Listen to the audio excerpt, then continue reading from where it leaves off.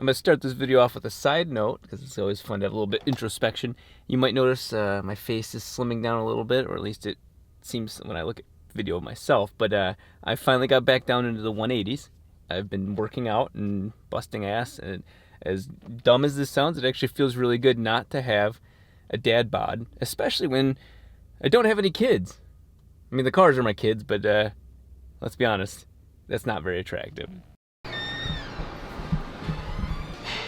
Hey, hey. Oh, that's what I like to see. Yeah, we gotta talk about that. Oh yeah, no, I'm sure there's like a lot of talk. We got plenty to talk about. Yeah. I'm gonna lay these out. We're gonna machine them. Okay. While he's finishing some stuff on that. Yep. So we actually we're adding onto the bottom of our plate so that we can get the diff down. Nice. So that Nice. we can get it in and out, and it's hot. You know, it's just so big.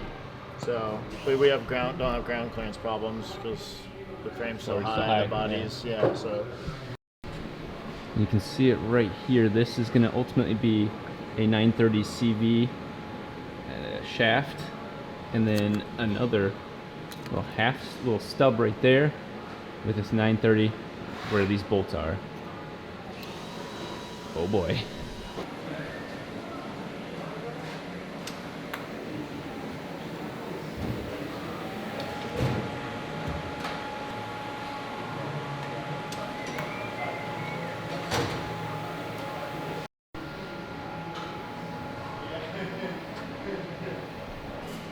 So those are our marks we want to hit. Nice. Sounds good. We'll clean the table, clamp them flat to the table. Those are obviously, we'll just touch the lines till we make sure that that's good.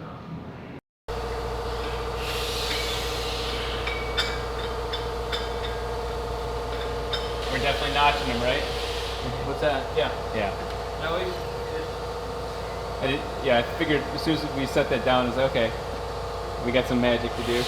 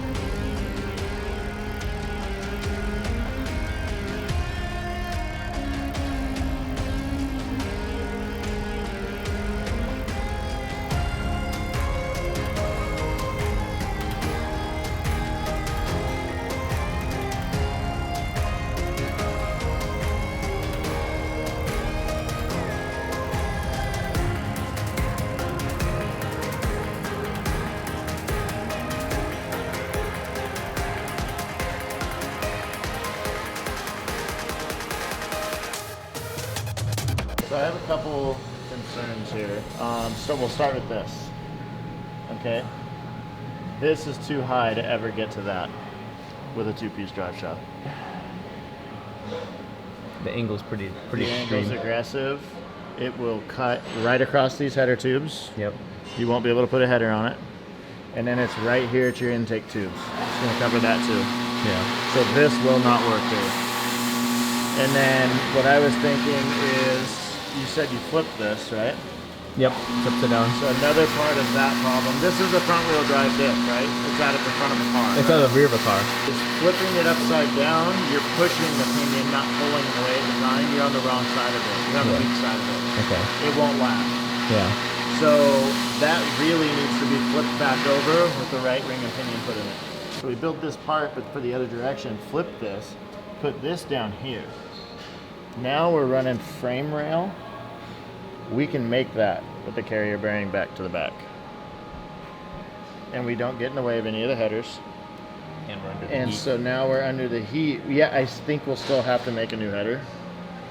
But with the intake up here, we can curve these up and get away from the drive shaft. Yeah. Right here, this is right in the middle of everything. Mm-hmm. And this will never come back here and make this bend. and then obviously the right cups, which you got to do anyway. Yep.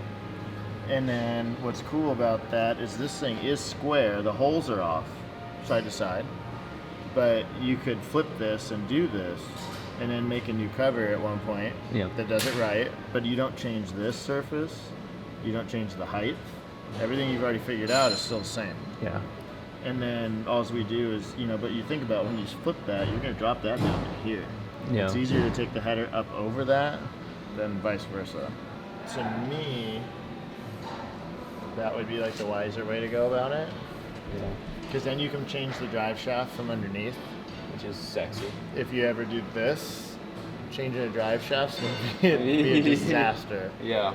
You know what I mean? Or almost impossible. Or if the drive shaft ever came apart, now it's taking out your intake and your exhaust.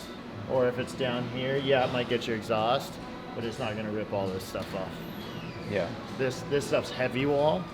This is heavy. Yeah, it might wad it up. It's going to take a way nastier hit, but it won't rip your intake manifold off. I mean, right now it's closer to fuel components, injectors, and stuff like that. No, it could so actually that part be bad. Because in my mind, and this is just first off the cuff things, I feel like the diff will have to drop just a little bit to get it underneath to clearance the exhaust ports properly, just a little bit. Or the intake ports? The exhaust ports. I feel like we flip it upside down. We're still gonna have to drop the diff just a little bit to get it past. Well, because you'll basically move the center of the diff down to you'd be somewhere right here. Yeah, that's realistically, and so that is almost in line with the port itself. Yeah. So. But now you can curve the exhaust up. What build is without its challenges? In this case, the guys are attacking some things that have always been kind of thought out, but not fully fleshed out. And today we fleshed them out. The issue is the front drive shaft. Of course, the whole magic to this whole car is in there. And what's nice is that the way it was set up could be done. But there are some serious drawbacks to that. One of them being that the drive shaft, if it splinters, if it shatters, if it breaks, if the front diff shatters, it's really close to the upper intake manifold, which was planned. That was always going to be the case. But that's where the fuel system is. And that starts getting me a little uncomfortable because the front diff and the front drive shaft is purposely the weakest part of the car. Launching and everything is in the rear. The original goal, long before I CAD'd everything, was to have the drive shaft run underneath the exhaust manifold. The exhaust manifold can then have Inconel to prevent it from heating up. It can have more shielding, and it is thicker steel, protecting the kind of vital parts of the car from the drive shaft. And it's really accessible and serviceable from the bottom. It also creates more of a flat plane and less angle for those drive shafts, considering the velocity and lengths and critical speeds and all that. So it really is something worth adjusting now and making that build that much cleaner in the long run. That sort of saying, hey, we're just going to move the drive shaft from above the exhaust to below it, I mean, that just probably cost me probably 10 grand. So that's those sort of things. When you guys see these things, you're like, oh, yeah, quick. TV shows have that done in 15 minutes, and edited, of course they do. But in real life, there's a lot more expense and a lot more time involved.